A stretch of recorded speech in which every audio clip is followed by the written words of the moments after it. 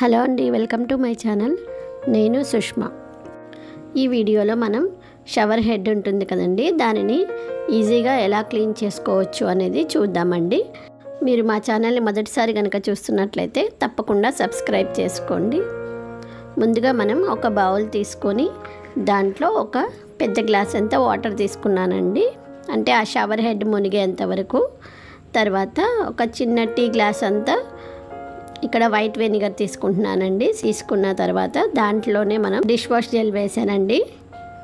తర్వాత అందులోనే నేను 1 స్పూన్ అంతా బేకింగ్ సోడా కూడా వేసానండి. ఇక్కడ నేను వీడియోలో రికార్డ్ అవ్వలేదు, నేను తర్వాత వేసాను అనమాట. ఇప్పుడు ఆ బౌల్లో మనం ఆ షవర్ హెడ్ని ఉంచేసి 24 గంటల నుంచి 48 గంటల వరకు, అంటే ఒక రోజు నుంచి 2 రోజుల వరకు పక్కన పెట్టేయాలండి. బాగా నానిపోవాలన్నమాట.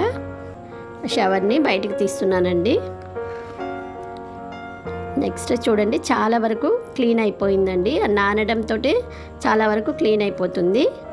నెక్స్ట్ నేను ఇక్కడ శాండ్ పేపర్ తీసుకున్నానండి. ఇప్పుడు నేను ఆ షవర్ హెడ్ని రబ్ చేస్తున్నానండి. ఇంకా హార్డ్ స్టెయిన్స్ ఏమన్నా ఉంటే ఈజీగా క్లీన్ అవుతుందన్నమాట. చూడండి ఎంత బాగా క్లీన్ అవుతుందో.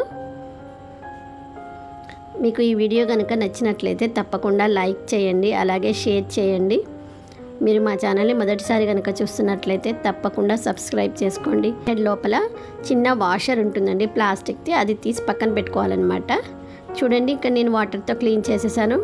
ఎంత బాగా క్లీన్ అయిపోయిందో ఇక్కడ నేను పక్కన చూపిస్తున్నాను. చూడండి, మనం క్లీన్ చేయకముందు ఎలా ఉంది అనేది చూపిస్తున్నానండి.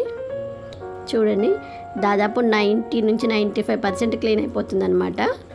ఇంకా కొద్దిగా అక్కడక్కడ కొంచెం హార్డ్ స్టెయిన్స్ ఉన్నట్లయితే మనం ఒక 15-20 రోజుల తర్వాత మళ్ళీ సేమ్ ప్రాసెస్లోనే ఇలాగే క్లీన్ చేసుకున్నాం అనుకోండి, టోటల్గా మొత్తం క్లీన్ అయిపోతుంది అనమాట. సో ఇది అండి ఈరోజు వీడియో.